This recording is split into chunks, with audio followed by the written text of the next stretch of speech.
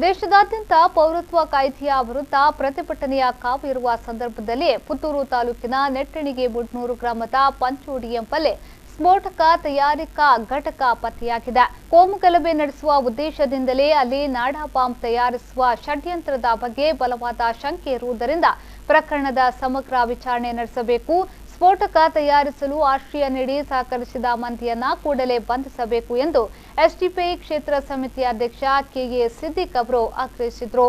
ಸುದ್ದಿಗೋಷ್ಠಿಯಲ್ಲಿ ಮಾತನಾಡಿದ ಅವರು, ಸ್ಫೋಟಕ ತಯಾರಿಕಾ ಘಟಕವನ್ನು ಪತ್ತೆ ಮಾಡಿ ಸಂಪ್ಯ ಪೊಲೀಸರು ಕೇರಳದ 2 ಹಾಗೂ ತಮಿಳುನಾಡಿನ 2 ಆರೋಪಿಗಳನ್ನು ಬಂಧಿಸಿದ್ದಾರೆ.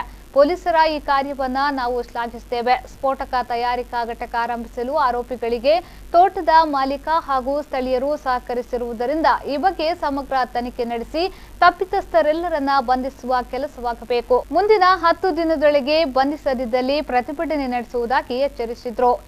ಕರ್ನಾಟಕ ಕೇರಳ ಗಡಿ ಪ್ರದೇಶದಲ್ಲಿ ಇಂತಹ ಒಂದು ನಾಡಬಾಂಬು ತಯಾರಿಕೆ ಘಟಕದಲ್ಲಿ ಆರೋಪಿಗಳನ್ನು ಬಂಧನ ಮಾಡಿದಾಗ ಅದು ಕೂಡ ನೆರೆಯ ಕೇರಳದ 2 ತಮಿಳುನಾಡು 2 ವ್ಯಕ್ತಿಗಳಾಗಿರ್ತಾರೆ.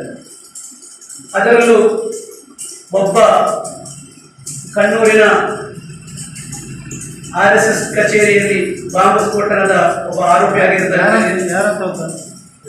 ಬಾಬು. ಅದು ಕೂಡ ನಿನ್ನೆ ಸಂಜೆಯ ಪತ್ರಿಕೆಯಲ್ಲಿ ವರದಿ ಕೂಡ ಆಗಿದೆ.